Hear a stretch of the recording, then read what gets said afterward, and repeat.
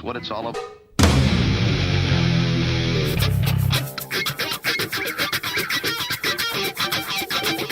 You've got to groove on freedom, like the good book says.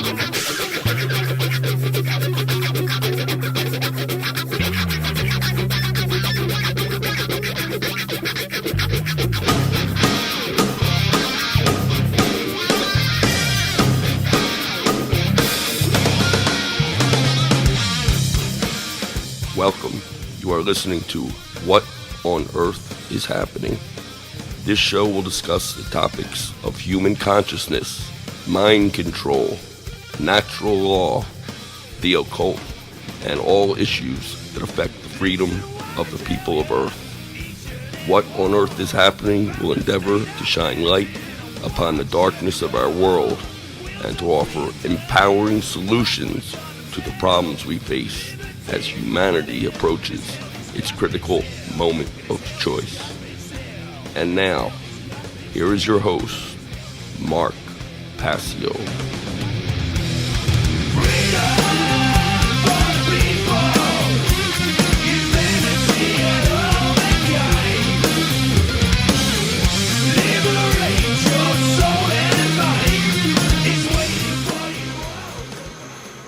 Welcome, one and all. You're watching What on Earth is Happening. I'm your host, Mark Passio. My website, whatonearthishappening.com. Ladies and gentlemen, government is slavery. Always has been, is now, always will be. Whether you understand it or not, whether you like it or not, it's eternally true. And here on What on Earth is Happening, we are ending slavery one mind at a time. Welcome and thank you for tuning in today. Today is Sunday, May 28th, 2023. This is episode number 274 of What on Earth is Happening. We have a great show lined up for you here today with my special guest, Etienne de la Boutier of One Great Work Network and government-scam.com. Going to be a great interview, and then we'll take some questions in the last half hour of the show or so with our viewing audience.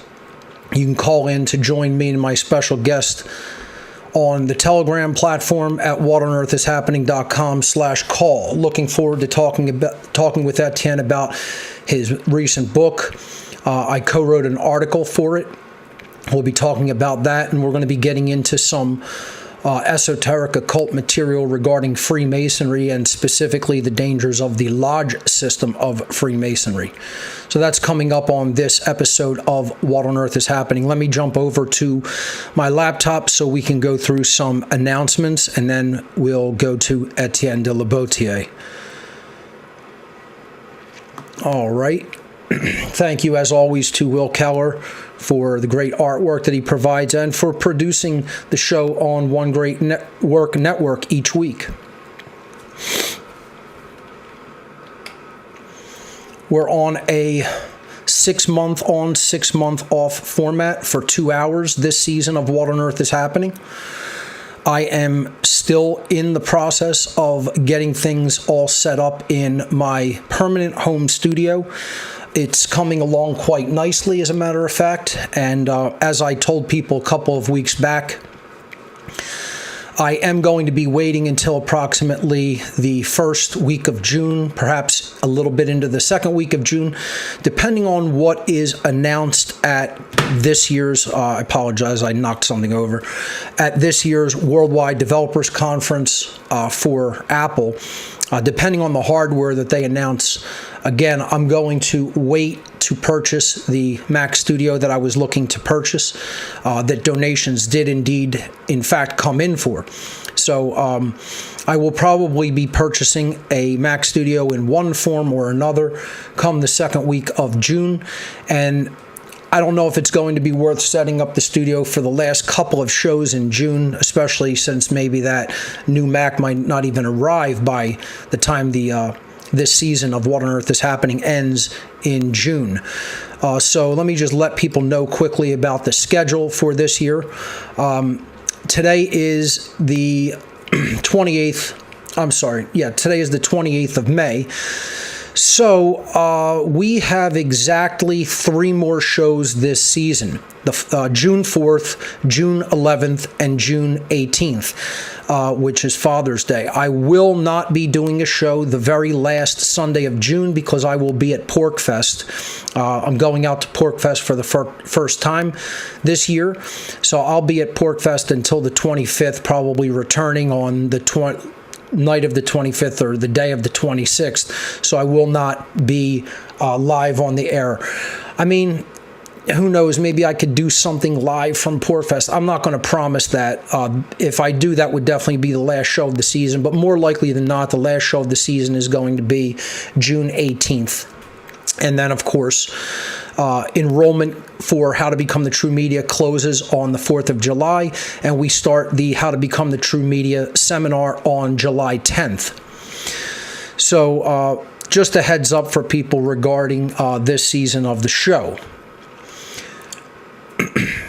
How to Become the True Media is what you need if you intend to be a truth speaker, if you intend to be a member of what I call the true media, the people who are truly exposing the truth about what's going on in our world, the people who are presenting to people the problems and matters of the occult, esoteric matters, esoteric psychology,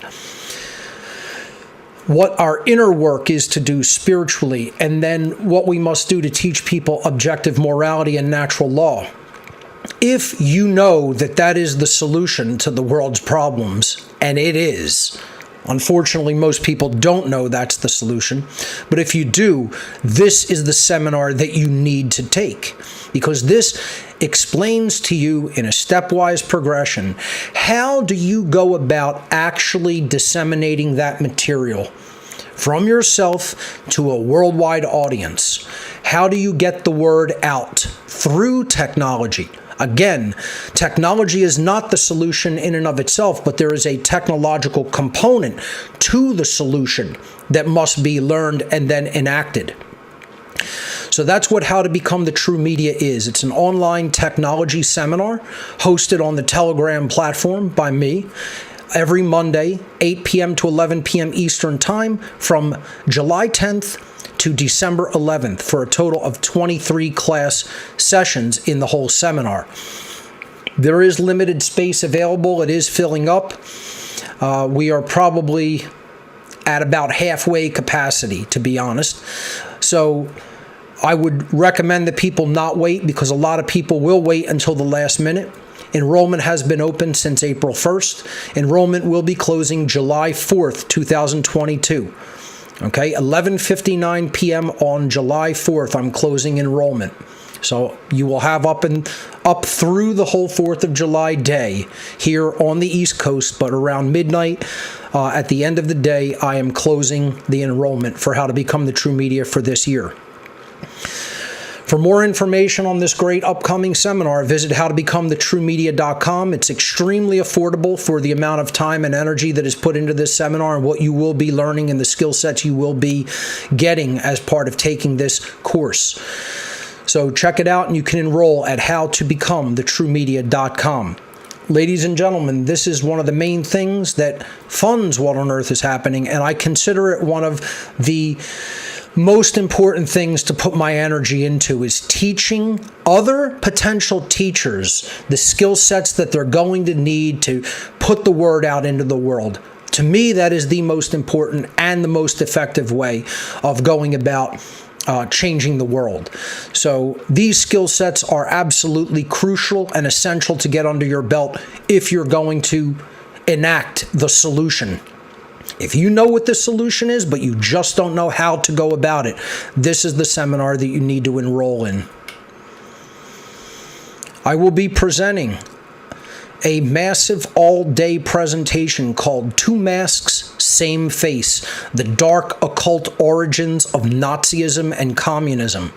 A special all-day event coming on October 21st, 2023, 10 a.m. to 10 p.m., doors open at 9 a.m. at the Exton Hotel and Conference Center in Exton, Pennsylvania. It is a $60 private donation to attend. Do not just send that. You must go to gifts.whatonearthishappening.com or go to the main What on Earth is Happening website page and click the huge poster on the front.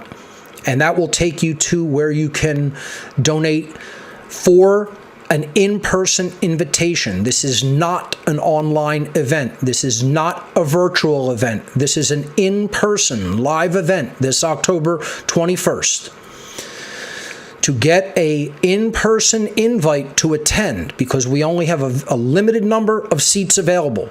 300 exact invites are available, and once we hit that number, that's it. And we are approaching approximately 80 already. So we are almost at the 1/3 mark for ticket invitations via private donation for this event. If you wait until the last minute, I can guarantee you will not get an invite. You will not get a seat. Okay? So we're about at 1/3 almost, approaching that number. So once again, just like how to become the true media, I would not wait. If you want to attend Two Masks, Same Face in person, get your invite for a private donation now. Gifts.whatonearthishappening.com or click the banner on the homepage of What on Earth is Happening. Tickets are available now and they are going quickly. I'm just letting people know for fair warning, as I did last week.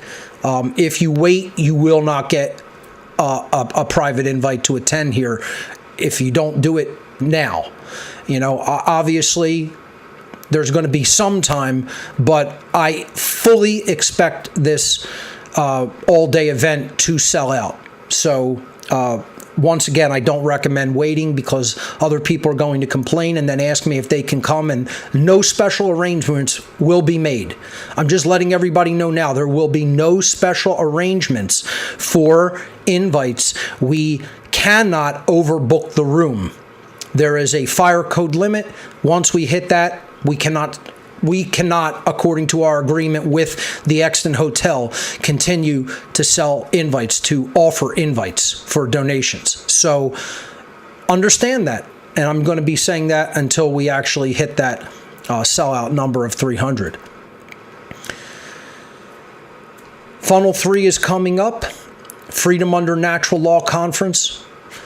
Always a great event.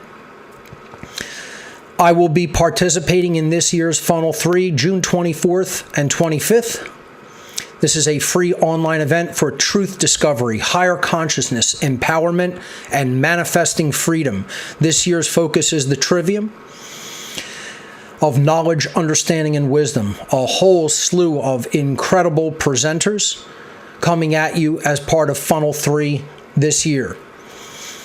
I don't know exactly what my topic is going to be for this year, but it is a short form presentation. I was thinking about doing the true 7 deadly sins and how to apply the trivium to understand what they actually are and why they are the true 7 deadly sins as opposed to the ones we are taught about in religion. I don't know whether I'm going to save that one for the Seed 5 conference coming up later this year, or possibly if I will deliver that one at Funnel 3 and then come up with a different topic for the Seed 5 conference. I'll have to decide on that in the immediate future. But check it out, folks. FreedomUnderNaturalLaw.com, Funnel 3 coming at you in less than a month now. Okay, so this is one that you're not going to want to miss. Great event. I'll be posting this banner to my home page of What on Earth is Happening probably by tomorrow. One Great Work Network, still chugging along at onegreatworknetwork.com. Incredible content always being added. Thousands upon thousands of articles in the form of videos, text articles, audio, interviews, lectures, you name it. Check it out, onegreatworknetwork.com. My guest today, Etienne de la Botier, is one of the One Great Work Network content creators. Please do go up to One Great Work Network and support all of the great content creators who are on this network, this independent network that is funded entirely by your donations. This is a free network. There are no subscriptions. All that we ask is that you do generously help the content creators to continue their missions. Donate individually to them. Each content creator on their own blog page has a donation page. My band.video channel is up and running at band.video/channel/Mark-Passio. I have not yet gotten a chance to add more videos. I will be doing that very, very soon. I do intend to start using this platform much more regularly. Again, having gone through a move myself recently to a new residence, I am still attempting to get everything settled here. Again, setting up a permanent home studio here with a new computer, getting that all set so that this way I don't have to set up and break down every week, even for the show like I even do now. It'll be a much more streamlined process next year, and more likely than not, we're probably going to wait until next year to go back to a 3-hour format with a production team. I have spoken to my producer. He is ready to go for that, and we're going to make that happen, more likely than not starting in January of next year. And I will be using my band.video channel to host exclusive content, most likely in the style of sort of like fireside chats, like just conversational aspects of just what would it be like to just sit and get in a conversation with me and just talk, go back and forth with different people. And they may not even be people that you know about. It may just be, people that I'm associates with. It may be people who come through the area. And I may, also attempt to get quote unquote experts in the field, people who are doing the One Great Work, maybe even some people from One Great Work Network. We'll see how it goes. But I want to do like conversational pieces and then post that content on band.video exclusively. It won't even be anything on what the What on Earth is Happening website, separate entirely from the podcasts and my presentations and interviews. Content exclusively for band.video will be coming. Don't Tread on Philly, second Wednesday happy hour. Second Wednesday of every month. It's a social meetup for people who are concerned about the loss of human freedom. Second Wednesday of every month, 6 p.m. to 9 p.m. at the Dive in South Philadelphia. This event is always free to attend. Do check it out, don'ttreadonphilly.com, or go to Don't Tread on Philly on Facebook. And there you can get the calendar and notifications for all of the Don't Tread on Philly second Wednesday happy hours. Always a great event there. Always great people, new people showing up all the time, great conversations, good networking with people. Definitely a fun social event. So if you're in the Philadelphia area, this is one you don't want to miss. Inquire and Inspire documentary movie night takes place on the third Thursday of every month. Again, we just did my documentary this past month. Great documentaries coming up every month. You could check it out at inquireandinspire.com. Always free to attend. We always get pretty good turnouts there at Arnold's Family Fun Center in the theater room. If you're in the Oaks, Pennsylvania area, out in the suburbs here, in my general neck of the woods now, come on out and check out Inquire and Inspire. I am there just about every month. I think I've been at every single one of them. So, no reason to believe that will be any different. So come on and check it out. The What on Earth is Happening IPFS project is continuing. We have 4 nodes live, going to be working on putting up the 5th one to meet my schedule for this year. I'd like to do even more than that if possible. But if you do have at least 200 megabits of upstream bandwidth that you want to contribute to help keep my information online and make it censorship proof, You can look at the preliminary requirements for participation in this project at whatonearthishappening.com/IPFS if you're interested in potentially hosting an official What on Earth is Happening IPFS node. To the people who are waiting for me to get to you, I know I've been saying each week, be patient. I will eventually get to you. It's been so much stuff that I have been doing to, just get my life back in order after the move and continue with my work with all the other projects that I have coming up and going on. Please do be patient. I will get to you. The IPFS project is something that is going to pan out, and we're going to hit our mark for this year. And hopefully we do at least 5 more next year. To call in to participate in discussion with my special guest, Etienne de la Boutier, later on this show, you can visit whatonearthishappening.com/call, where we can take your calls on the Telegram platform. The link there will take you into our Telegram call-in room, and then you can participate. I'll call on you. You can unmute yourself, and we'll take your calls a little bit later in the show today.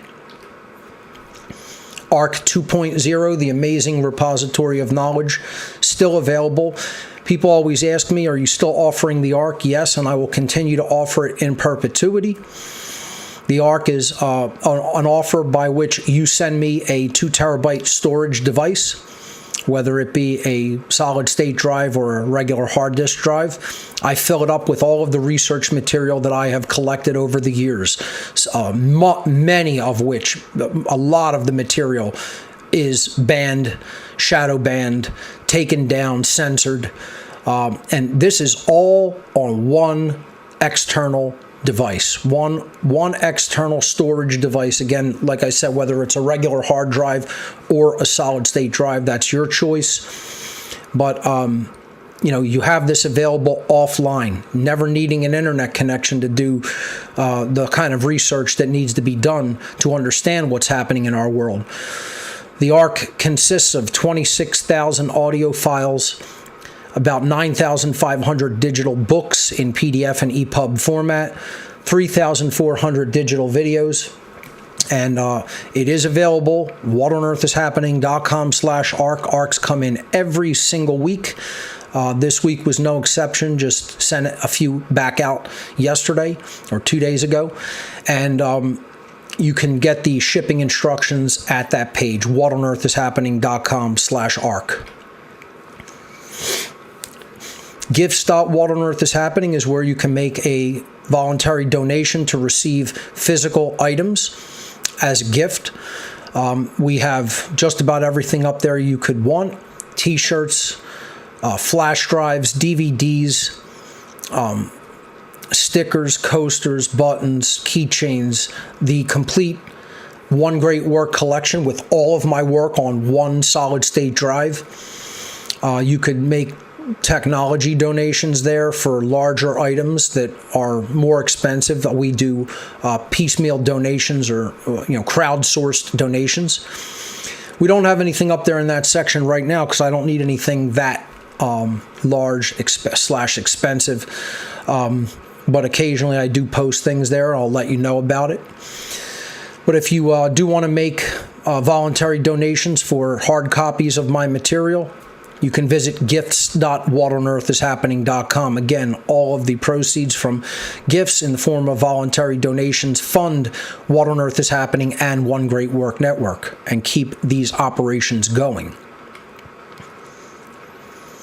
If instead you prefer to make a straight donation to the What on Earth is Happening and One Great Work Network causes, you can visit whatonearthishappening.com/donate. And there you'll find many different donation methods, including Amazon technology wish list, which I'm going to be posting a couple of things on right now that is also empty. But people like to donate that way because you can see the item that you're actually purchasing and then shipping to me for use here at What on Earth is Happening. Cash App, GPay, Wise, I think 8 or 9 different cryptocurrencies. or old school snail mail via check or money order. All those donation methods listed at whatonearthishappening.com/donate. Thank you to everyone who has donated in the past. You've definitely kept this operation going and running as smoothly as possible. So thank you for that. That's all my announcements for today. Let me get set to bring on my special guest for today. All right. And I have his bio prepared. I'll read that in a moment. Let me get my headset on.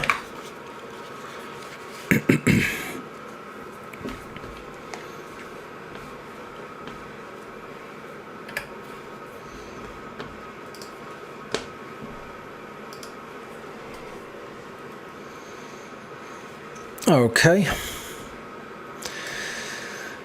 Etienne de la Boetie is the founder of the Art of Liberty Foundation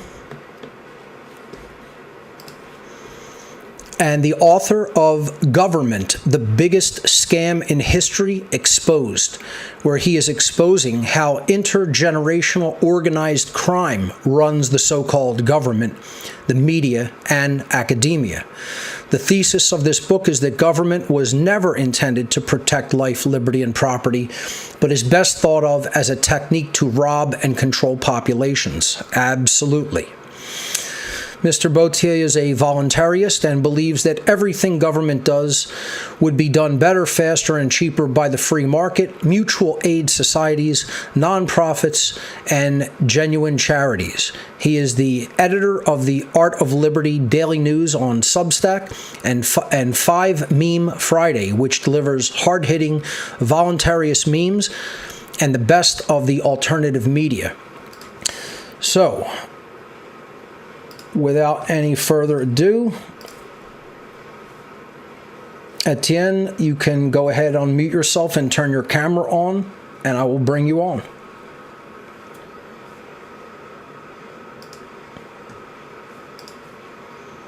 All right, we seem to be having an issue.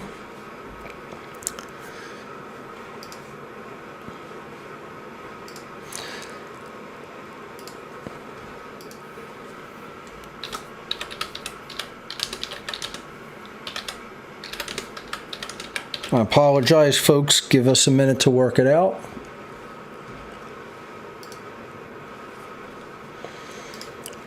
Etienne, you can go ahead and turn on your camera and unmute your microphone with the button at the bottom of the call window of Telegram.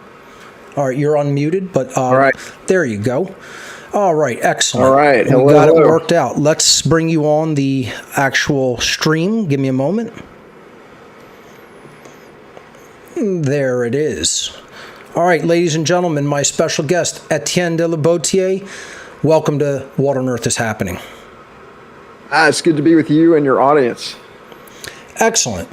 So why don't you tell our viewing audience, if they're not familiar with your work, a little bit about your personal background and how you got started being a member of the so-called alternative media, what I call the true media, and let them know about how your work basically came to be. Sure. I guess my background is I've had a really interesting background in getting to see the government up close and personal. In my youth, I ran a national third-party political campaign. I worked at one of the big 4 think tanks in Washington, D.C. I worked on Wall Street. I used to live outside of Washington, D.C. in Northern Virginia, where I was a member of Washington and Virginia and Maryland's largest CEO networking organization. And so I got to see the kind of government up close and personal. I've been a student of kind of what's been going on for 20 plus years. And the thesis of the book, Government, the Biggest Scam in History Exposed, the subtitle is How Intergenerational Organized Crime Runs the Government, the Media, and Academia, is that government was never intended to protect life, liberty, and property, but it's best thought of as a technique to rob and control populations. And they get away with it because they're controlling the information that people receive about the legitimacy of government, about the necessity of having a government, about the desirability of having a government. and they're controlling this information through the mandatory government schools. So they're raising people up in this ideology of the state. And even if you went to a private school, that's got to be an accredited private school, and you've got to essentially teach the exact same thing.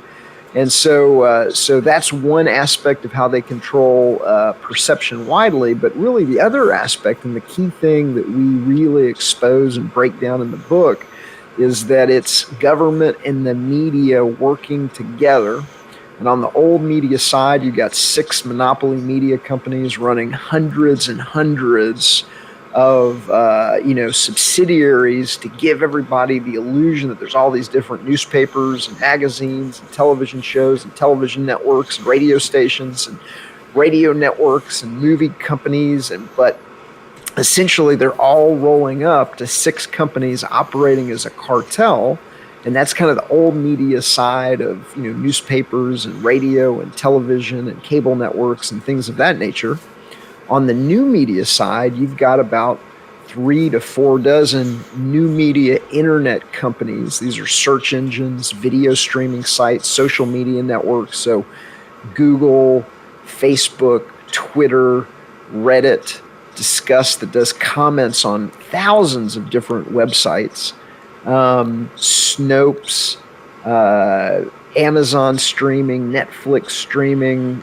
I think you're getting an idea of the kind of companies that we're talking about. And these companies are the ones that have been caught, especially during the COVID, algorithmically censoring information on the DARPA internet. I say DARPA internet because the internet is a military network. It was developed by something called the Defense Advanced Research Project Agency. And so they had that network for decades before they released it to the public. They'd already figured out which companies they needed to invest in and control. They provided certain companies with unlimited funds to be able to buy up and consolidate their competition so that they could control perception widely on this network. And these are the companies that I'm not just speculating, it is now kind of, out in the public after the release of the Twitter files. When Elon Musk took over Twitter, he gave Matt Taibbi and other journalists access to the emails of the company. And what they discovered was that there was a network of around 50 different companies, some of them associated with the government, some of them associated with institutions, non-government organizations, some of them academic, that were blacklisting and having certain things blacklisted at Twitter. And so some of these techniques, they include deplatforming members of the alternative media. Facebook did this famously in 2018. They wiped out my Etienne de la Boissy Facebook account in May of 2018. They kicked off almost 300 people. And I think it was either September or October of 2018. They deplatformed somewhere around 900 different pages. So they took down pages of the Free Thought Project, the anti-media that had, in some cases, millions of followers. And this was being done. This was being done in direct collusion with government intelligence agencies. Like, they were having meetings with them, commanding the members of Twitter to do this type of, absolute Soviet-style, Chinese, communist-style censorship of information and shutting down of dissenting political speech. And they just obeyed willingly. They just completely obeyed as if they were just another octopus tentacle of government, and went ahead and did the bidding of these, intelligence organizations gleefully, as a matter of fact. Well, you're absolutely correct, but it's even more nefarious than that because, Mit Press News, as another example of this, has done a number of different exposés where when you take a look at the internal content moderation team at Facebook, there's it's almost, if it's not more than a dozen, it's somewhere around a dozen members of that content moderation team were already, quote unquote, CIA employees. Yep. Now at Twitter, The same dynamic was also found. They've got another, expose on Twitter where it comes up that, over a dozen or somewhere around a dozen were ex-members of the FBI. And at TikTok, which is supposedly and constantly referred to as a Chinese, platform, there's over somewhere around a dozen or plus ex-members of the State Department. And so this censorship, happened, before it, became permanent. And I think it was already baked into these platforms. Sure. We're going to control content widely, to make government seem like it's legitimate, to make it, everybody think that, you're not a free human being that lives on the planet, but you're an American.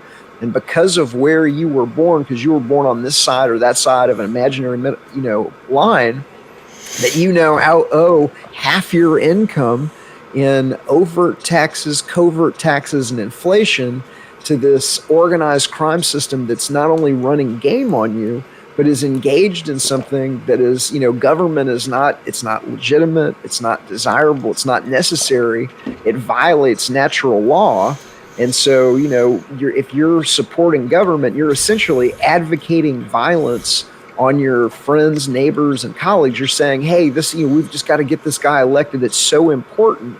The Democrats say we got to get this guy elected so he can rob everybody and put these policies in. The Republicans say, no, you've got to support this guy. We got to get him elected so he can rob everybody and put these policies into perspective. And voluntarists are really the only ones that are saying, hey, why don't we not rob anybody? The world is a self-organizing place. It produces spontaneous order. Everything the government does besides risk redistribution would be done better, faster, cheaper by the free market, by mutual aid societies, by homeowners associations, by insurance companies, by co-ops, by non-government organizations, nonprofits, and genuine charities. God forbid. How dare you advocate something that is nonviolent like that? How dare you advocate removing this violent mechanism from our society? I mean, how would we get things done without all of that violence in place? I mean, it's just unfathomable that anybody can think we can actually accomplish things as human beings in a non-violent capacity. I mean, but just imagine that this is what people advocate for still in our society today. They actually believe that all that coercion and violence is necessary. They actually look at it as necessary evil, as if any evil in our society should or must be necessary.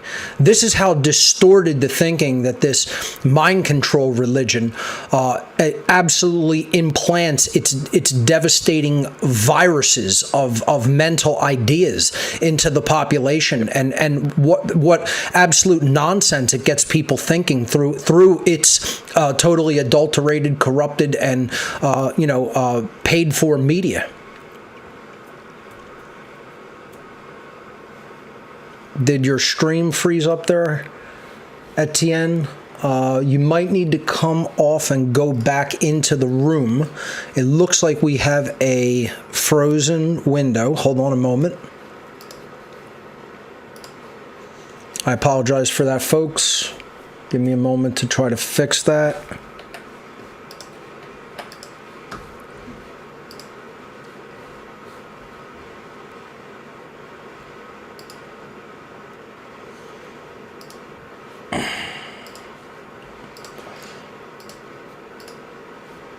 All right. Am I back? Yes, there you go. It looks back? like you your internet connection may have dropped there.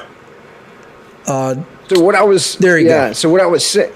So what I was saying is that you are absolutely correct. And one of the things that we expose in the book in a very kind of graphic way, the book is filled with historical images and visualizations. Tell people the name of this book and like when it was published and how they could go about getting it, because this is phenomenal. Everybody should have a copy of this thing. So it's government, the biggest scam in history. It's at government-scam.com, government-scam.com. But one of the things that we expose in the book is that they're sliding the population, a belief in government, to your point, as a religion. Now, they're That's not right. calling it a religion, Right. but they're using all of the little sneaky tricks and techniques that a unethically manipulative religion or a cult would use on, unsuspecting followers to get them to support religion. So you're going to, instead of the cross or the Star of David, you're going to have the flag. You're going to go to the mandatory church school where the teacher, the priest, is going to teach you the common prayer of the Pledge of Allegiance. Yep. They're going to teach you the hymns of the Star-Spangled Banner. They're going to take you in middle school to Mecca, Washington, D.C., where they're going to take you into the Cathedral of the Capitol. That's right. It is going to be large and oversized to make you feel small and insignificant. And it looks like the Vatican for a reason. That's right. And they're going to take you into the temples along the Potomac, and they're going to show you the deities of Jefferson and Lincoln, and it's going to be very hushed and reverent. And they wear robes. The judiciary wears robes, vestments, and you have to follow the commandments, the laws, and certain. They're going to put you through an unethically manipulative scouting program where they're going to give kids awards for barfing back up what they're the lies that they're told about the legitimacy and the necessity of government. And they're going to engage in flag worship ceremonies, and they're going to shave the kids' heads and put them into the uniform, the single form conformity. And they're going to, just like other cults shave the head so that all the cult members are kind of compacted into this artificially created group dynamic. Yep. Well, these are just a few of the kind of unethically manipulative techniques that we expose in the book.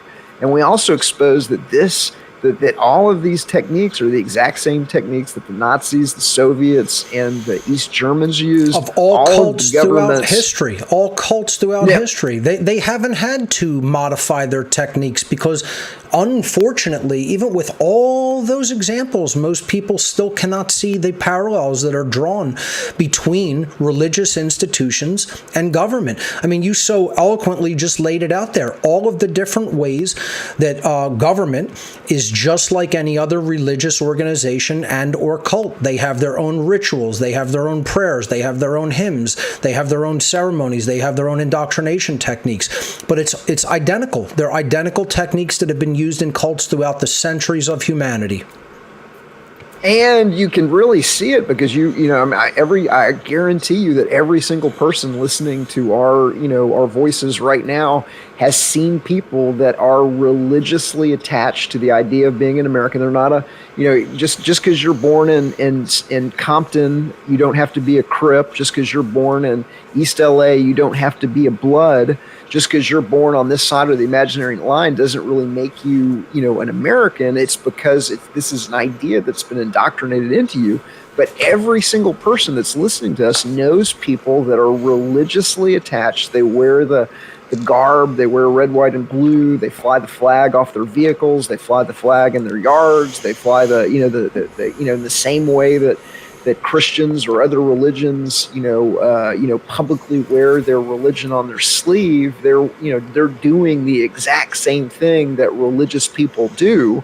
It's just that their religion is this indoctrinated religion of statism that is being mandatorily indoctrinated into the population in an unethically manipulative program that was first used by the Prussians to get people, to get people to conscript into the military easily and to get them to walk into cannon fire. And so now it's to get them to, semi-voluntarily turn over, half their income. So they're tax farming humanity, and they get away with it because the media system on every single channel is deceiving every single audience into every single thing that it's legitimate, that everybody does it. It's the elections are not rigged. It's, they're distracting and deceiving every audience. And so we do it in we expose how the magician does the trick in this picture book.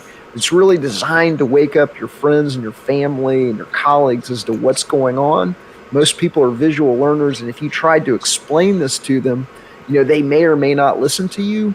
But when you put it out and they can see it with their own eyes, then boom, they come to that moment of insight. And so really what we're trying to do with the book is we're trying to wake people up. We're trying to take them from 0 to 60 by showing them in a way that can't be ignored, that it's so richly, visually engaging and compelling. Yeah, I was going to say your book has such engaging photos and info pics in it. Like, it's just such a visually striking manual, if you will. That's one of the things that I find so great about it.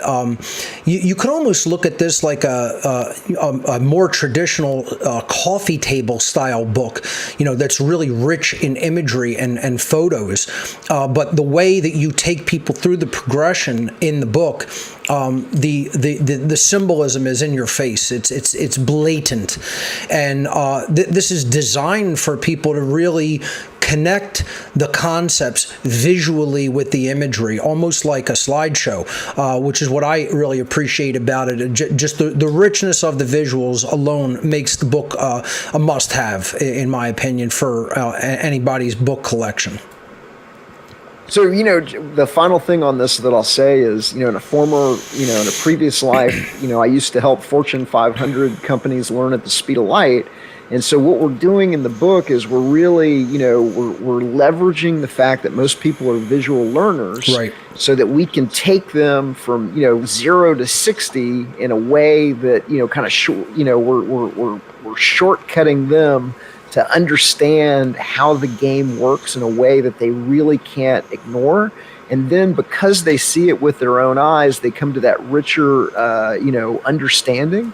And the final thing that we're doing with a lot of the media ownership charts and the media organization charts and the visualizations in the book is that visualization can make something that was invisible now visible. And so if you didn't know that, that the media was tied together in 3 companies, the Council on Foreign Relations, the Bilderberg Group, the Trilateral Commission that has maneuvered their, members into dozens and dozens of ostensibly independent media companies. Like, if you didn't understand that, and you tried to explain it to your friends, they may or may not believe you. But when you show them the visualization, then they can see how these networks have infused dozens and dozens of ostensibly, independent media companies. And then, Jeffrey Epstein was a member of all 3 of these organizations. And so it begins to kind of fill in the pieces of the puzzle. Oh,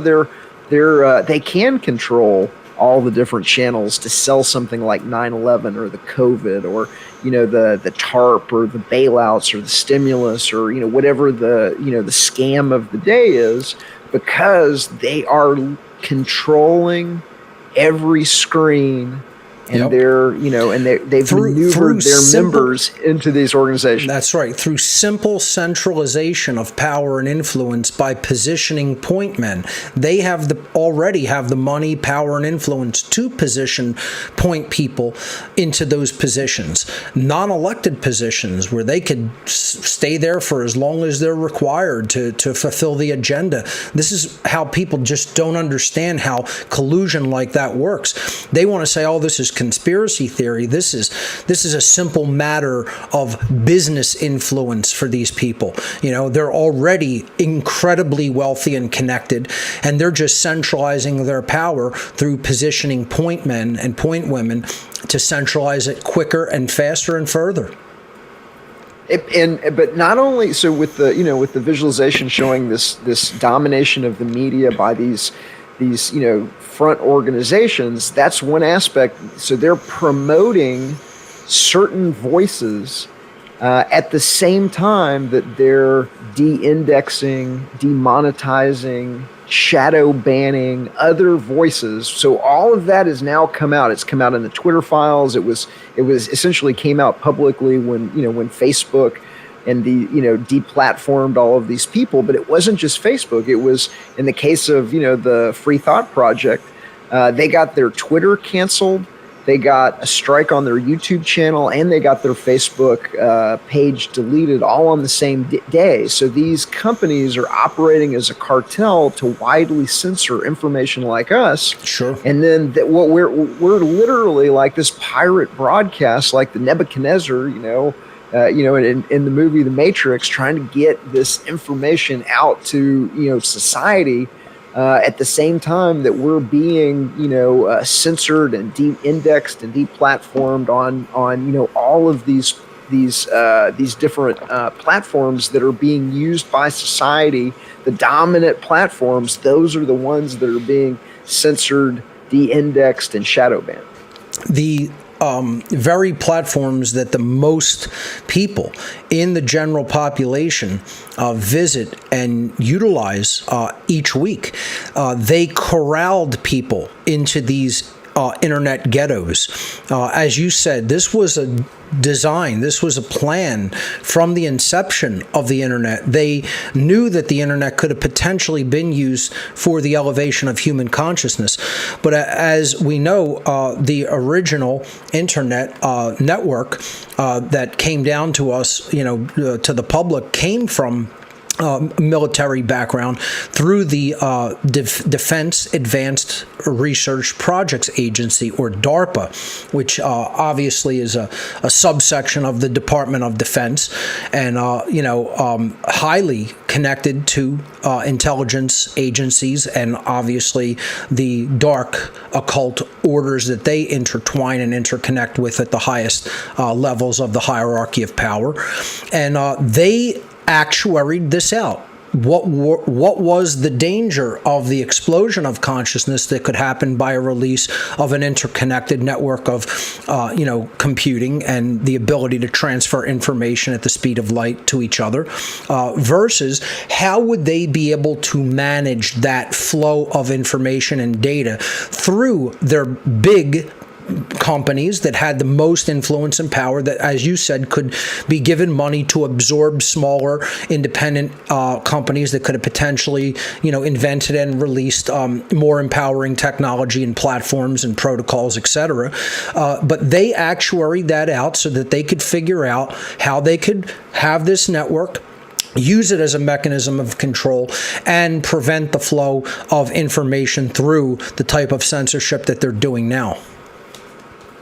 Absolutely. And you just made a really, really good point that I want to go back to, because you said that they corral people into these networks. Yes. And I want everybody that's listening to really think about that, and then take a look at, when you get an Android phone, it's already got Facebook and Twitter and all these things pre-populated on it, to where, they're already corralling you into their controlled social media hubs. Yep. When you sign up for a Twitter account, they immediately begin suggesting who to follow with you.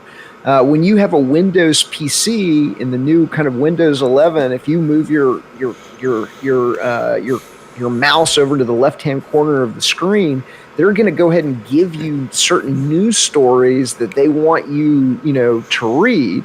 When you go to, if you have a Facebook account, they're going to suggest people that you follow. If you're watching YouTube, they've got videos that are recommended for you by YouTube. Yep. And so they're going to try and either steer you into controlled opposition voices, or they're going to completely waste your time with things that you like, because the algorithm has already figured out like what you're interested in, whether you're interested in antique trains, or whether you're interested in militaria, or you're interested in World War II, or you're interested in whatever it is. They're going to be offering you things that aren't going to have any kind of content that would explain to you the way that the world really works, and how Sure. you're being tax farmed, and the illegitimacy of government. They're just going to steer you into kind of time wasters. I could go on and on and on, but I think the audience is getting it, that every single one of these platforms is corralling people, suggesting who to follow, at the same time that there have been caught, and it's proven, shadow banning, de-indexing, and deplatforming the authentic voices of the developing alternative media. And so if you don't understand that this is happening, if you don't understand that this is going on, you're not even in the game. you don't even know how the big game is played if you don't understand that the big battle here is for your attention. It is an information war, and it's and we're fighting to get out like what's really going on in the face of an unbelievable global censorship and control of perception operation. It's literally a huge engine-like machine that has a million tentacles attached to it that they can exert influence through at their whim. Unfortunately, I think that's why it's so important for people to understand communication and putting the word out there publicly and freely as the main solution. Becoming a communicator, exercising your innate natural right to being the press, not just absorbing information that members of the so-called press or media put out, but becoming a member of the media yourself as an independent individual. There's so much power in that I still don't think that our community in the freedom movement really deeply understands that as the solution. They are still looking to externalize their power to other people, instead of claiming it entirely themselves and using the power of their voice. They need to externalize their voice, not their power. They need to put their voice out there into the world for other people to hear and understand, which is, what I'm trying to assist people in, claiming that power and then using it with how to become the true media. But Etienne, I want to get into the article that we co-wrote as part of the new version of your book, the new release of it, because this starts to delve into some of the more esoteric areas of your research and understanding that I know that you wanted to get into today in the interview. And you yourself have really looked into in a very deep way the entire system of Freemasonry. And I know it's something that you've been vocal about and that you've talked about with many people in your work over the years. And you and I remember you wrote to me a couple years back and you said, I'd like you to contribute to the next edition of my book that's going to be coming out, and maybe giving your take, and we maybe co-write something about the general system of Freemasonry as it is operating in the world today. And this came out in the form of what we called an open letter, right? This was an open letter to Freemasons throughout the world, talking about what Freemasonry was originally designed to be versus what it has come down to us in the modern world. So I'd like you to start getting into that, because we could, touch on so many different points regarding this, maybe even talk about what we wrote in the open letter. But let me hear your take on why you originally got so deeply involved in this particular topic and wanted to do, sort of like a co-authoring project for your new book with me that manifested in the form of that open letter. Sure. So this is in January we released the 5th edition of the book, and then this is the edition that the open letter appeared in. But in the previous editions, I identify Freemasonry as one of this intergenerational organized crime systems, what I call front groups and secret societies. And so the way that this intergenerational organized crime system has been projecting power is through organizations that we just discussed, like the Council on Foreign Relations, the Trilateral Commission, the Bilderberg Group, the World Economic Forum, that are very, publicly known. The members are publicly known, but the members are working together for mischief. And then those organizations allow them to have kind of large-scale meetings in secure facilities around the world on a regular basis, where the press can be given hey, everybody's going to get on board this COVID thing, or everybody's going to get on board 9/11, or, whatever it is, they can give their marching orders in these kind of large scale meetings. And then there's a number of kind of, secret societies that, some of which have been around for hundreds and hundreds of years, where, they were able to project power, in some cases internationally, nationally, and internationally. And so by hijacking these, in some cases hijacking, in some cases like Skull and Bones, they were founded by drug dealers. The Russell Trust that is, was behind the opium, selling opium, worldwide. Some of these organizations, they've taken over the intelligence agencies, they've maneuvered their members into politics and government, and that they've been able to really, network in local communities and on national and international scales to promote their own members into positions of power. And that's really one of the ways that they've been able to project power. In the United States, at least 17 U.S. presidents were openly associated with Freemasonry: George Washington, James Monroe, Andrew Jackson, James Polk, James Buchanan, Andrew Johnson, James Garfield, William McKinley, Teddy Roosevelt, William Henry Taft, Warren Harding, Franklin Roosevelt, Harry Truman, Lyndon Baines Johnson, Gerald Ford. Ronald Reagan was honorary, and Bill Clinton was in kind of the teen group, the Order of Molay. And so that's one example of how that they've been able to maneuver their people into the presidency of the United States. But it's equally as nefarious in kind of, towns and, cities in the country where frequently the Masons are networking and organizing together to get their guy elected as the mayor and as the police chief or the sheriff, and typically you'll have all of the deputies. One of the things that we show in the open letter to Freemasonry, It's Time to Clean the House, is we show how almost a dozen state police forces have their own Masonic patches, so that they've got, there are so many members of the state police that they've actually got that are Masons, that they actually have their own Masonic patches. In the UK a couple of years ago, the UK has about 165,000 constables, bobbies, members of their law enforcement, and it was estimated that a sixth of them were in Freemasonry. So they're, promoting their own members, which creates a conflict of interest, because, the membership has sworn an oath of allegiance to Freemasonry, but yet they're supposedly public servants that are protecting kind of the members of the public. And so you've got a real problem and an issue there.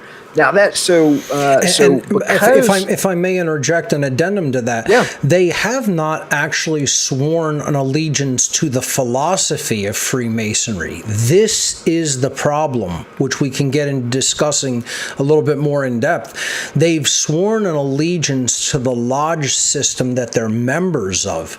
This is why I highly recommend people who ever delve into any societies regarding knowledge, information, the occult, regardless of what it is, never ever to take any oath of allegiance to that body or that organization, because as we could talk about, with if we perhaps get into someone like William Morgan and his disappearance, back in the 1800s, etc. How the whole anti-Masonic party came up as a result of all of that, and other, areas of interest that we could get into discussing. It really comes down to that these people take very, very seriously the idea of allegiance. If you see, this is why I think the occult did not pursue me in any way. The dark occult, Satanism, etc. I never actually swore oaths of allegiance to them or their institutions. I was a peripheral member. of some of these organizations and simply observed and somewhat participated in what they were doing. But it never became a blood oath. It never became an oath of deep allegiance and fidelity to them. They take that extraordinarily seriously. And again, laying this out, you are not, if you do swear an oath like that, you are not swearing an oath to the philosophy, to the ideology, to what the principles that are supposed to be being taught by these institutions or brotherhoods or fraternities. You are swearing an oath to them, to their membership, to the institution and the people who are a part of it. And they take that extremely seriously, like a mafia does. You know, they're not playing games when it comes to that. So when people do that, I feel that that's when they're actually bonding themselves to them. That is their religious belief, is you don't truly connect and bond to them in a blood fraternity or brotherhood until that oath is sworn. And once that happens, that's when you're in over your head, you're in up to your neck or over your head. You're in it so deep that they're not going to allow you to easily extract yourself from it. And there is this degree system where you're evaluated at every step along the way. You're tested, and so they're able to kind of bubble up the people that are going to go along with it 100%. They're able to screen out the ones that don't. It's a vetting system. That's a system of vetting. Yes. It's a system of vetting, and then that they're able to project power nationally and internationally through these lodge systems. Now, so that's one of the things that that's one of the secret societies that we identified as being part of it. And I think we're dead on, because there's a lot of evidence throughout history that that certain lodges, and we're not, I don't want to give away the point of our letter before we get to it, but I'll just go ahead and say not all Masons are in on it, and not all lodges are in on it. Correct. And so it really has been kind of lodge by lodge, but in some cases it's just a kind of an old boys network, and they're doing good deeds and charity in the community. And then there's lodges like the P2 Lodge in Italy that has that had hundreds of people, that including the connected to the mafia, connected to to the military, the heads of the 3 Italian secret services, future Prime Minister Silvio Berlusconi, the Vatican, of course.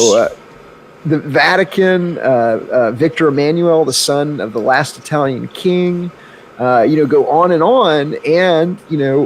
according to one book, bankers like Calvi, of course, journalists. Yeah. But so once you have that kind of network in place, in the fall of 1969, General Alexander Haig, who was then Supreme Commander of NATO in Europe, and Henry Kissinger, who was the National Security Advisor, authorized them to recruit 400 Italian and NATO officers within that lodge. And so then, because you've got that system in place, it can be hijacked and used for nefarious purposes. Yep. And so the fact that it exists at all, means that it's available to be hijacked. And so this is the danger. It's the danger of creating an organization that is based in a hierarchical network with secrecy as one of its main characteristics.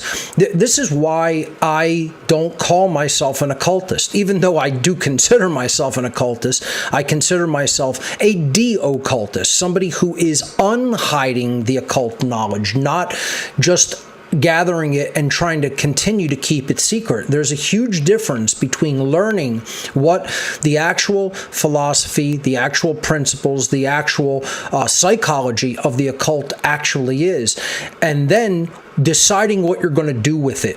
Are you going to teach and uplift humanity and try to uplift human consciousness, or are you going to just hold that to yourself and say, I'm going to use this for my own purposes and my own benefit? service to self instead of service to others, and ultimately instead of service to the truth and service to ending the human condition of slavery. So it's like, this is what we tried to set out to do in this open letter. We're not telling people that all Freemasonry is bad or that all Freemasons are bad. That's number one. The first thing is, people have to see this from a more mature and multi-dimensional perspective instead of a unidimensional, childish perspective. Everybody out there who's going, oh, all Freemasonry is bad and evil, all Freemasons are bad.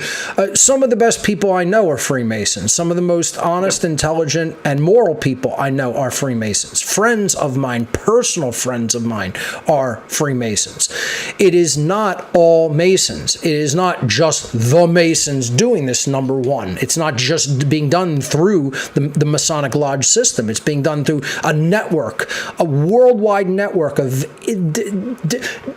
totally disparate yet interconnected tentacles. You have to realize it's a complex web, interconnected web of organizations and institutions. This is not something like where they just set everybody up in one room or in one building or in one office space. They're not that stupid. They're much, much, much more intelligent than that, and they're doing things by, again, positioning people within institutional bodies that have a lot of power and influence in our society and are very connected and contain a level of secrecy, like any corporation does. Intellectual property being prized in the whole corporate environment. Well, knowledge about the human psyche, knowledge about the laws of the universe, these are prized in fraternal brotherhoods and secret societies and occult orders. It's no different than how a corporate structure works through hierarchy and compartmentalization.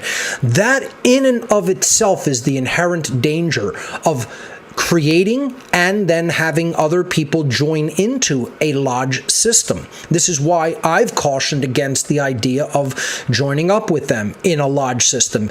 People say, I'm going to go into it just to get the knowledge. Then they find themselves in a viper's den, so to speak. People say, I want the tactical training that the military will offer me. Then they find themselves, in an operation where, for their own survival, because they've been put in such a precarious position, they find themselves killing people in other countries in an aggressive capacity. It's being street smart to the level of not placing oneself in that position where there's a compromised network already in existence to begin with. And it's the idea you're not going to go in there and clean that institutional rot out yourself. You don't need to do it that way. You need to learn the principles that were the original intent of those institutions before they rotted from the inside through corruption, through the hunger for power and secrecy and, centralization of power, even more through these institutions. So this is what we set out to do, recognizing this and trying to explain it to people from a more mature, multi-dimensional approach instead of looking at it like, oh, all Freemasons are bad guys. We wanted to structure a letter to the worldwide institution of Freemasonry in an open capacity, saying, we are aware of these issues. We are aware that this is not the original intent of your fraternity. This is not the original intent of the very philosophy of Freemasonry itself. We see the purity of that as a good thing. For anybody not understanding this, Freemasonry is the original intent is a system of morality that is taught through symbol and allegory. And that is what it is. It's there to teach natural law and objective morality to people. A lot of Freemasons don't know that, first of all. There's plenty of Freemasons out there that could not explain that don't even really truly know that that's the purpose of the philosophy of Freemasonry, of the original occult tradition of teaching this in an occult capacity, in an occult way. They really believe, oh, this is just some old boys club of networking, get together with people, one hand washes the other, we all do favors for each other, we all gain some more power and influence, and powerful and connected friends. That is not the intent of Freemasonry. The intent of Freemasonry is to teach true morality under natural law to humanity, and to put that out there in a wide way so that it becomes common sense and we elevate the human consciousness out of the condition of slavery. That's what Freemasonry is originally designed to do, as are all the traditional occult systems of occult teachings within the mystery traditions. So we wanted to explain that out in the open and say it's not our intent to attack the foundations of the principles that are supposed to be being taught through this system, but we are saying that there is rot from the inside. There is corruption, there is decay, there is moral decay, there is more rot. The lodge systems are not necessarily doing what their original charge is for them to be doing, which is teaching that morality to human beings. And so, I'll let you continue describing what we drafted in this edition of the book. Well, first of all, I want to go back and kind of echo something you said, that this rot and decay goes back, a very, very long time, Centuries. Especially in the United States. Yes. Yeah, and so so we have a Substack at artofliberty.substack.com, and on that Substack, the current one is the Shady History of the Constitution. And in that article at artofliberty.substack.com, I break down, a lot of people don't realize, but, the delegates that assembled in Philadelphia in May of 1787, they weren't there to create a constitution. They were there to amend the Articles of Confederation. Right. And it wasn't the famous revolutionaries. Jefferson and Adams were in Europe. Thomas Paine, Sam Adams, and Chris Gadsden were not chosen. Right. Patrick the Federalists Henry had refused. Gathered, yes. Yeah. He refused to participate outright, claiming he smelt a rat. Yep. They chose 74 delegates. 19 refused or didn't attend. Out of the 55 who actually showed up, 41 were politicians, 34 were lawyers, 11 were admitted Freemasons, and 2 more would join lodges after the convention, and over a dozen more were suspected of being Freemasons. Interesting.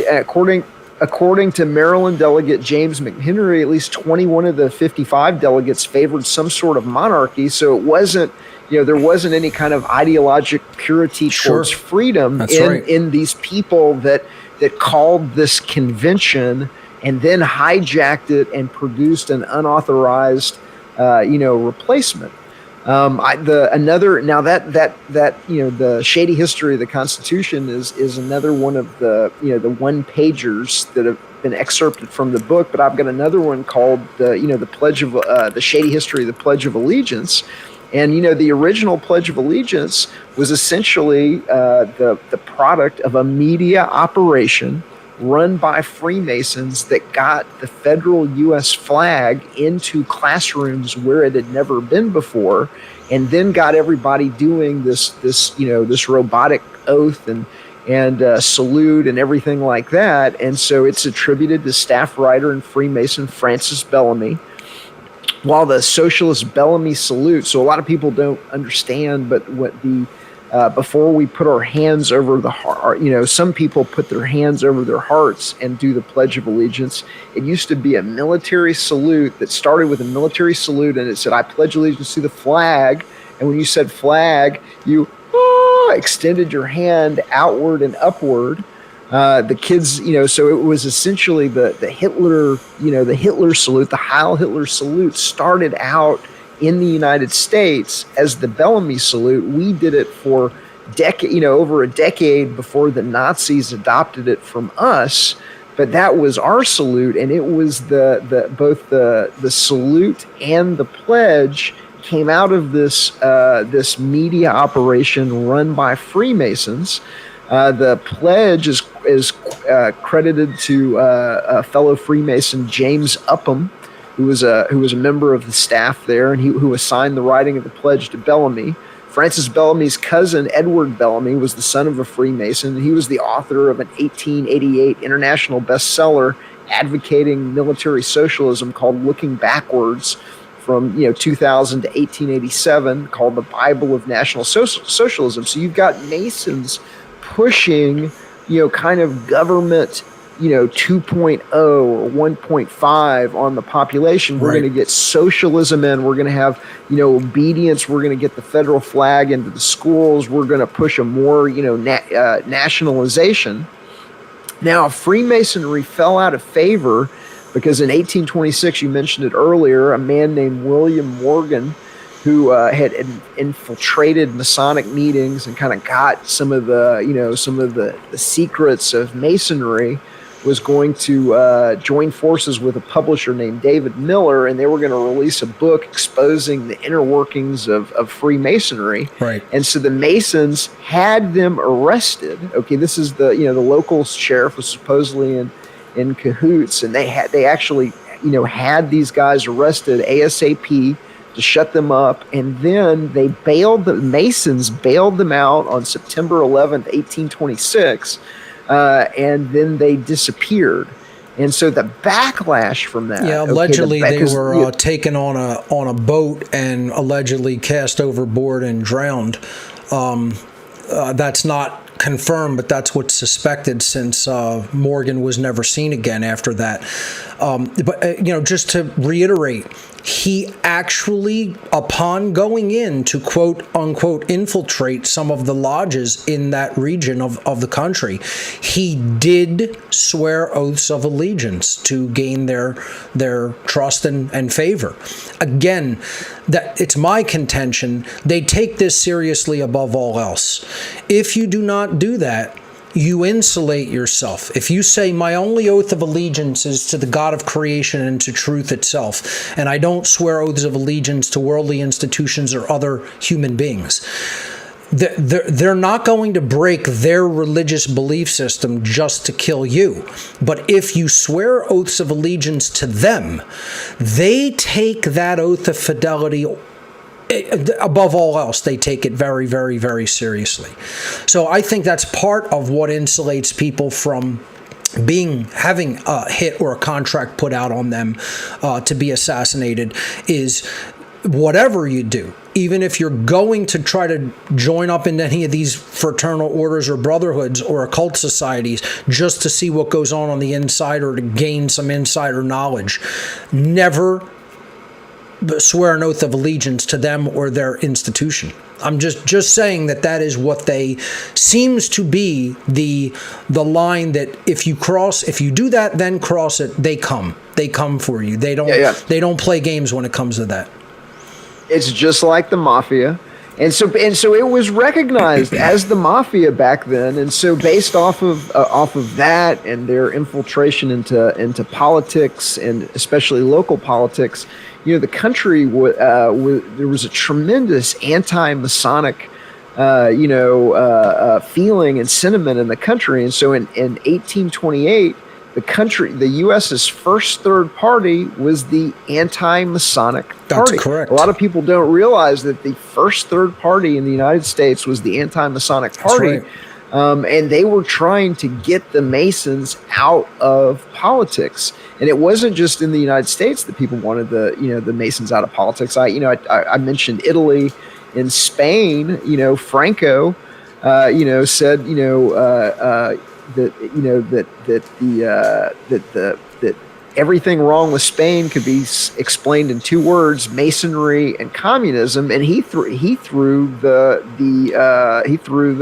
Masons out of Spain, and a lot of them were rounded up and killed in Spain. And so the Roman Catholic Church has prohibited its members from joining Masonic organizations for political as well as religious reasons. And until 1983, the penalty for Catholics who joined Masonry was excommunication. And so it goes on and on. In the United States, I'm going to just kind of read another quote from Government: The Biggest Scam in History Exposed.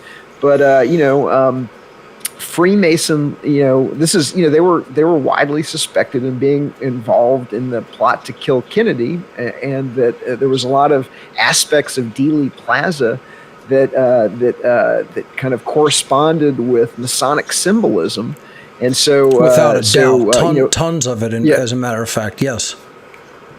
Tons of it, and that's in a book called Kill King 33, which breaks it all down. But this is a quote from Kill King 33. Freemason Lyndon Johnson appointed Freemason Earl Warren to investigate the death of John F. Kennedy. Mason and member of the 33rd degree Gerald R. Ford was instrumental in suppressing what little evidence of a conspiratorial nature reached the commission. Responsible for supplying information to the commission was Mason, FBI director and member of the 33rd degree J. Edgar Hoover, and former CIA director and Mason Alan Dulles was responsible for most of his agency's data supplied to the panel. So now you've got the vice president. You've got Gerald R. Ford, who would be appointed to vice president, the only president that wasn't actually elected to anything, because he was appointed to be vice president, and then he was made president after, later on. But you've got the FBI director, the CIA director, and you've got Earl Warren, who was a member of the Supreme Court, are all involved in the investigation of what really happened with JFK. And I think that most people, I've seen, most polls, know that the overwhelming majority of people don't believe the original story and suspect that there was, foul play involved in that. And so who's covering that up? All of these very, very high level Masons. And so these are just some of the reasons why people don't trust the Masons. Sure. Now, and that's a very short list. There's a lot more. It goes on and on and on. Yeah, and this is what we were basically saying. Like, this is pretty much out there in the general population's mindset, in the general understanding by most people that it's distrusted, and perhaps that's very deliberately orchestrated. Perhaps they wanted to paint that picture of this is an institution to be distrusted because they don't want people really arriving at the core philosophical understanding of the tradition. So, this is what we tried to do in the open letter. We're laying it out that you guys have a history of problems within your house. You have not really fully addressed that and made the public want to trust you again. Perhaps if you fully worked on cleaning up the lodge system and making it a shining example of what this fraternal brotherhood is supposed to be doing, and then made the public understand that from a more common sense point of view without necessarily having to immediately initiate them, but just explaining the generalities, the principles of Freemasonry that you're trying to convey, which is morality, which is an objective understanding of the difference between right and wrong, because that's what it really is supposed to be doing. But how many lodge systems are doing that? I attend all kinds of, meetings, gatherings, meetups, and I listen for one word. I always listen to people's speeches. I listen for one word being conveyed, and I count how many times it's said, and that is the word morality. If I go to a place where there's going to be 20 public speakers, 10 public speakers, whatever, I'm listening. How much are they talking about how deeply interconnected morality is with human freedom? And I'm just listening and counting the words morality. And you know what the number that is almost always the end total, the final toll, the final total number of how many times the word morality is spoken? A big goose egg, absolute zero. Yep. So that tells me all that you kind of need to know about where people's mindset is at and what they truly understand about what's really important when it comes to the conveyance of moral principles, what they think the solution is. So what we were asking in this letter is like, if you clean up your own lodge and make it an example of what the original intent of this tradition was supposed to be, then you can really be doing the work that was what this entire institution was designed to be from the beginning. It was not meant to be a system that would be infiltrated by evil people and used through its inherent secrecy to be a mechanism of further continuance and of control in our society, and consolidating and centralizing power even more and enslaving humanity. So I think that what we did, we hit upon something that was really very powerful and worded in a very precise and concise way over only a couple of pages of the book, where we made that appeal to people. So I want you to give your take on how you think it came out in general. I agree. I'd like to read it. It's not that long, so I'm just going to go ahead and read it. Sure, go right ahead. Absolutely. All right. An open letter to Freemasonry. It's time to clean the lodge. While this book identifies Freemasonry as one of intergenerational organized crime, secret societies, and front groups, we're not claiming that every Freemason is an unindicted suspect. To the contrary, we believe many prominent Masons have attempted to stay true to the original intent of the craft, both in antiquity and modern times. However, we are sending this communication to express the unfortunate reality that the overwhelming majority of the modern Freemasonic lodge system have veered significantly off course, with many, in fact, becoming the antithesis of what Freemasonry should convey and project.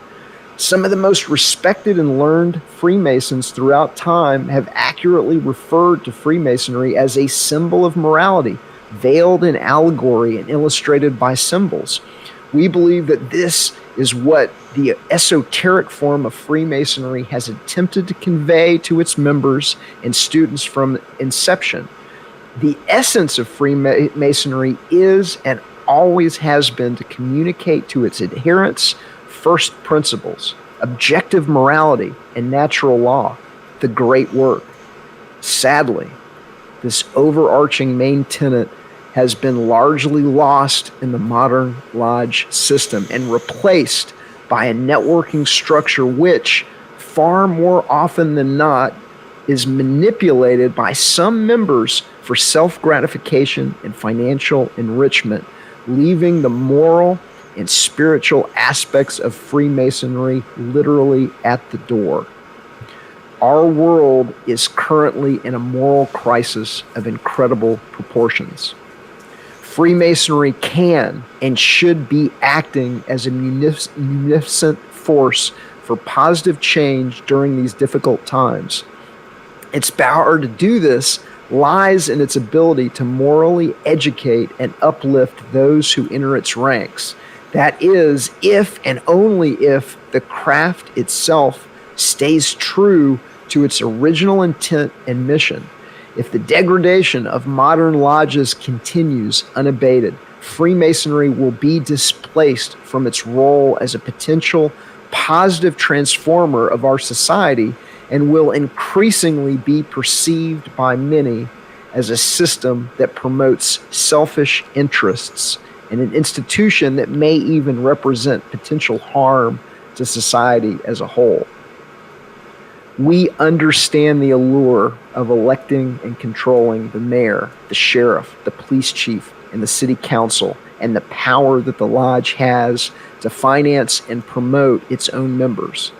We understand the power of an international brotherhood, sworn to secrecy, evaluated by degree, working together and able to exercise influence in almost every country, state, city, and town. We humbly suggest Freemasonry cast that ring into the fire, for it corrupts and it embarrasses all that it touches. Our communication is an outreach effort to those who still care deeply about Freemasonry's ability to grow in its most important role as a teacher of morality. If the lodge system cleans its own house and has the potential to reemerge in its fullness as a positive influence in the making of its members into better human beings. This is the goal that has been largely forgotten by the majority of lodge leaders today. If Freemasons make a concerted effort to restore and revitalize the original moral intent of this institution, it can cleanse itself of the negative influences that have led it astray and become what it was always intended to be, a system of spiritual advancement leading to a free and better world. With great respect to our friends in Masonry, Mark Passio and Etienne de la Boétie, squared. That is powerful. I'm choked up. That's so powerfully constructed by us. I'm very, very proud of the job we did in drafting that open letter. And I'm really glad that you did suggest reading it live on the air today, because that's great that we got that on video for posterity. I think that says it all. That really does say it all regarding, what has become regarding the modern lodge system, versus if the people who are still within that institution who really care and decide to transform it for the better and clean that house, what it has the potential to do in our world. So, that's just fantastic, and I'm honored that not only that you asked me to help draft that open letter with you, but that you published it in the new edition of your book.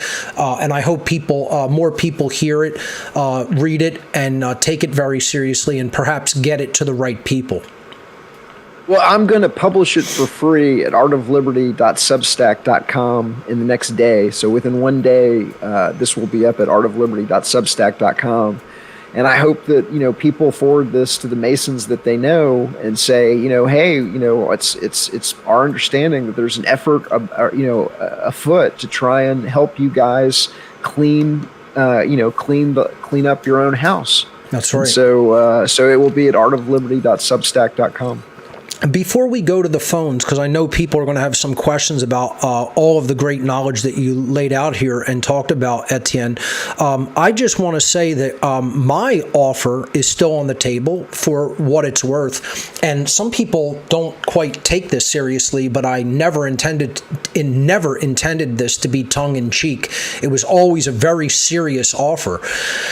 I feel that without the taking of loyalty oaths, if worshipful masters who are the head of their individual lodge systems within the Freemasonic, institution, if they wanted to appoint someone like myself or you, Etienne, to an honorary 33rd degree membership, then I would be willing to go to whatever lodge systems I can within my area and the whole tri-state area perhaps, and teach the true esoteric principles and the decoding of some of the symbols and allegories, just as I did here in earlier episodes of What on Earth is Happening, and break that material out to people who have a desire for it and a hunger to learn it.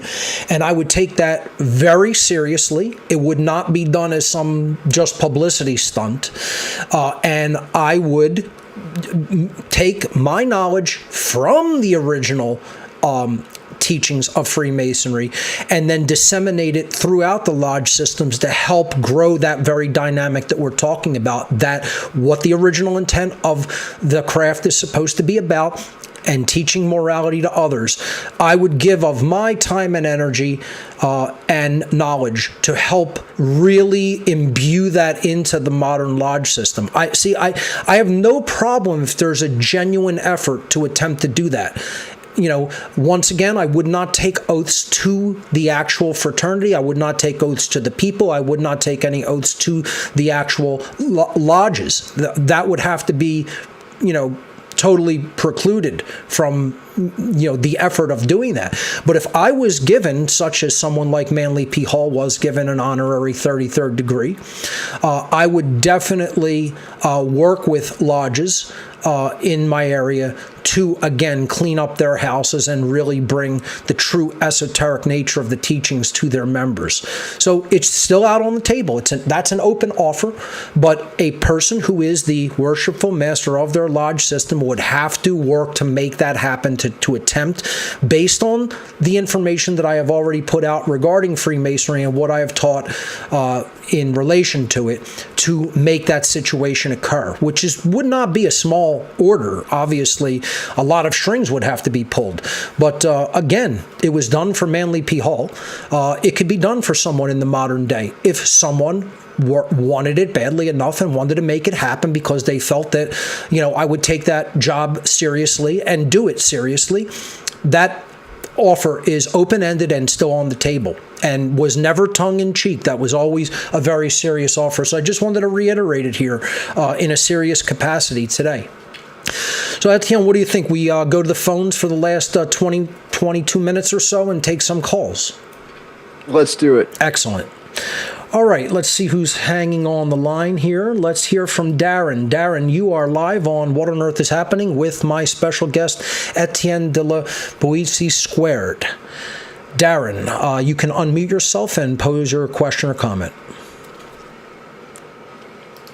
You're unmuted from the server. Sorry about that. There you go, no problem. Can you hear me, Mark? Yes, we can.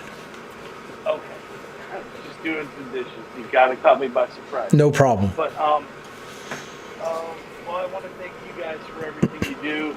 I recently shared your duress, dissidence, and deadly force presentation with a friend.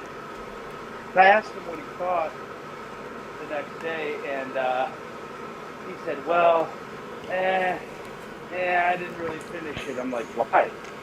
He's like, "Well, if he had been black, then maybe I would listen." I'm like, amazing. Bro, you're a victim of mind control. If you can't listen to truth because of the color of the skin. Could you imagine? Could you imagine, I mean, that would be like me saying, well, if an Asian person or something like that were to speak something, that I'm going to dismiss it just because of the geographic region of the world that they're from. I mean, I can't even imagine that kind of thinking is still prevalent at all in the modern world. Etienne, your take on... This guy is a coworker of mine. Yeah, well, I drive him to work. Let's let Etienne give his take on that dynamic. This dynamic of just dismissing information because of cultural background or skin color or gender or whatever. I mean, could you even imagine that there's any consciousness out there that is still looking at things from this low level perspective? I mean, we know that there is, but I mean, your take on that in general. Well, that's obviously a travesty, and I don't know the specific content of the presentation, but what I found is that when somebody doesn't finish something, that usually the reason is, something, well known in psychology known as cognitive dissonance, where that new information is causing pain. And that pain may be because that person has proudly taught to others the opposing view that person is, in the case of statism, when you expose this, a lot of people, they've woven that into their life. They've woven that statism. And so that pain will even prohibit them from even looking at evidence, even if it's obviously true, because of that psychological pain. And it's a well-known condition called cognitive dissonance. That's right.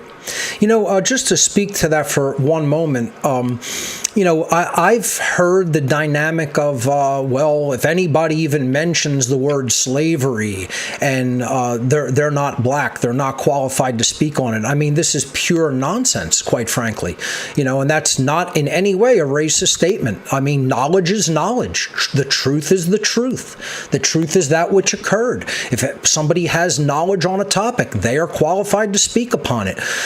Imagine, first of all, people not understanding that chattel slavery was not just done to African Americans in the past.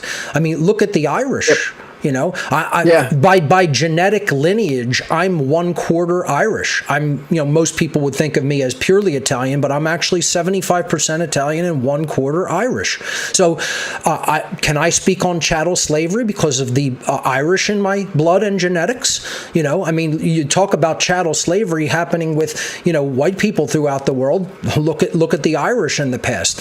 But it's neither here nor there. I'm not talking about it from a perspective of skin or genetic lineage or nationality or geographic region of a people. It's a moral principle that it's morally wrong regardless of who it is done to. or toward. I mean, how could someone not be able to distinguish and delineate, like, the concept, the principle? You know, that's why I'm saying it doesn't matter who says something. If it's true, it's true. You know, if it's false, it's false. We have to stop thinking according to these preconditioned, prejudging. That's what prejudice means. You're judging something before you're following it fully through from a psychological perspective and a perspective of veracity of whether it is true or not. So, you know, I would ask that individual to consider things along that basis, that this has zero to do with skin color, genetics, nationality. All of those things are totally meaningless. What's the only thing that is of any significance and meaning is whether you truly understand moral principles and the moral wrongness of slavery throughout human history. And that qualifies, if someone understands that, it qualifies anyone, regardless of their skin color or genetics, to speak on the topic. So thank you Mark, so much for that. Yeah, sure. If I may just make one suggestion. There is a rite of masonry. It admits women. It's co-masonry. It's called Le Droit Humain, the human right. Okay. And I know they have lodges in the Detroit area. I've heard about this becoming more popular recently, yes. Yeah, they're part of the Grand Orient of France. So I think they're like more liberal. I don't know anything about them. I'm not recommending them, but I'm saying maybe look into that. I absolutely will, because I know there's a growing movement to admit everyone, regardless of gender, into the Freemasonic lodge system, and I agree that should happen. If the person wants to go into the lodge system, they should not be rejected based on, you know, their sex. That should be obvious as well in today's day and age, you know. So yeah, thank you for those points, Darren.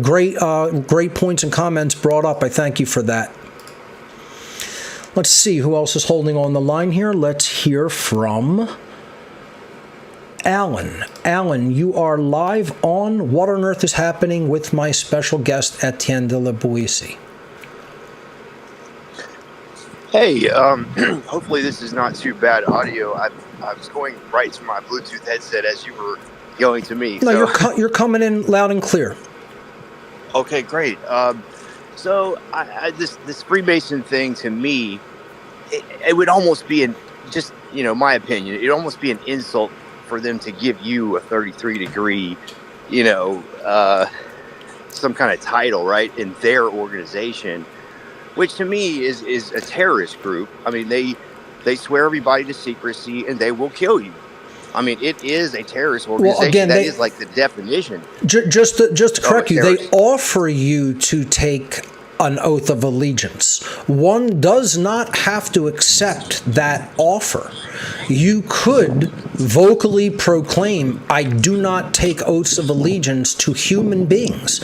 I only take oaths of allegiance to the creator of the universe, to the truth, to principles, and they will, based on the lodge and the people who are running it, they will either, you know, accept or reject that and allow you to continue, or if they're truly corrupted, they will probably say that you can't continue within that lodge system. But there is no actual tenet that they must not allow you to continue if you don't take oaths to them. That should be understood. It would depend on the lodge and the people who are running it. Okay, that does clarify a little bit better, because I was thinking, you know, Mark Passio is not 33 degrees. He's beyond that. He's in the hundreds. I don't know how far it goes. I know it goes in the hundreds. I want to say, I mean, it's a specific number, obviously. You know, who knows? I mean, at this point. But does that even matter? And the true principles of natural law is all that really matters. Well, I totally get your point. Let me respond to your comment and then get Etienne's take on that. So Etienne, he's saying that basically, you know, me even going into that system to try to morally educate would almost be like an insult to myself. I don't particularly agree with that. The gentleman is definitely entitled to his opinion regarding that. But it's like people who say that I should not go and teach in the Libertarian Party, like I just spoke at 2 Libertarian state conventions, which I wasn't even planning on doing. Like, the people came out of the woodwork and offered me to speak at events like that. And I'm like, you know what? This is an opportunity for moral education to members of the public who are still in a minarchist mindset. And I'm like, okay, why not? I mean, I think that's really actually kind of what should be being done, where we should project our voice into that dynamic of people who aren't all the way there yet. Etienne, your take on reaching out to people from a moral perspective who, again, may have a little bit of a baseline understanding of things, but we obviously need to take them all the way. Well, I actually interpreted Alan's comment as saying that if they gave you an honorary 33 degree, that it would be an insult because you would be deserving of something, that the knowledge that you bring to the table would be deserving of something, much higher, understood. A much higher degree. Right. And so I think he was commenting, and for Masons that are going to undoubtedly listen to this because of the open letter, I would just really encourage, anybody that's thinking about that to take a look at the work you've done on natural law and take a look at some of the scholarship that you've produced to really understand the wealth of information that you're bringing to the table and would be able to bring to Masonry in a lot of cases, much deeper and richer than the historian of the lodge, or that is being taught at the lodge right now. And so I hope that some lodges take you up on it, and you're able to really bring that information to them in a really powerful way. It would be very interesting work and a very interesting social dynamic. I would definitely, again, welcome it, take it seriously. I think it would be something that I would find a lot of value in doing. And I don't say that about many things, to be quite honest. That would be something that I would definitely welcome. But we'll see. Maybe it'll manifest. Maybe it never will. But you know what? I'm putting the intention out there and asking, and that's the first step of anything. So let's see who else is holding on the line. Let's hear from... Catherine's got her hand up. Okay, let's hear from Catherine. Why not? Cat Waters of One Great Work Network, you're live on What on Earth is Happening with my special guest, Etienne de la Boétie Squared. Oh, hey, Mark. Hey. Hi, Etienne. Sorry if I'm not saying your name right. I have a couple of points I was going to say. Sure. But something that you said more recent, I think I'm just going to focus on that. I had an idea from things that you guys were saying a bit ago. Mm-hmm. But what you were just saying about, people who can, you were talking about race or sex, and it doesn't matter, people can have knowledge. It doesn't matter what sex they are or age, race or something like that. But I just wanted to reply and say that it's usually leverage in this area. People who don't have leverage usually are the ones who don't get heard. That's the kind of a society that we live in. Sure. Is, the more vulnerable a person is, no matter how right they are, no matter how they've seen, lived, witnessed something, they're usually, pardon me. All of a sudden, I'm getting something in my throat. That's all right. Take a drink and then continue. No problem. Oh my goodness. See, so yeah, pretty much that was what I wanted to say. It's definitely true that, influence plays a huge factor, and connectedness, and, how well connected someone is. It's often who you know. It's often, it's not what you know, it's who you know. Etienne, you could, yes, sure, go ahead. Sorry, I just, I got my voice back. Mm-hmm. I took a sip of water. Sure. So, I always have to talk about child abuse and the family system, and the reason why we have such a pandemic of child abuse and now, child sexual abuse Sure. going on is for that exact reason. The more vulnerable you are, that's it. It doesn't, they just don't get regarded as the slightest. Like, I mean, children, especially children who have been abandoned in many cases by their parents, are the most vulnerable. So Etienne, your take on the idea of the people who really already aren't in a position of societal influence, they could be, pushed to the wayside regarding, being heard, being able to exert their, influence in society, and how that might even play into, systems such as fraternal orders and brotherhoods such as Freemasonry.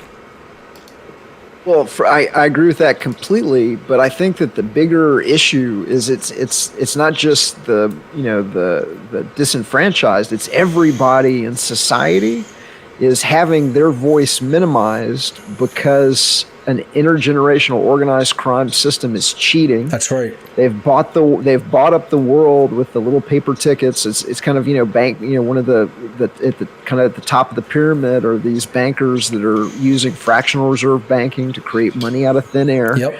They're taking these little paper tickets and digital dollars, and they're buying up everything that could be bought up, starting with the media, so that the media doesn't tell society what's going on. And so instead of having an honest, organic conversation the way the internet could be, and that is going on in the sense of the people that understand where to look and where to go and how the system works and how the magician, does the trick. Right. But for a most part, most people, they just don't realize how easy it is for this intergenerational organized crime system to hijack and control the flow of information in society, not just on the internet, but freedom of press. That's right.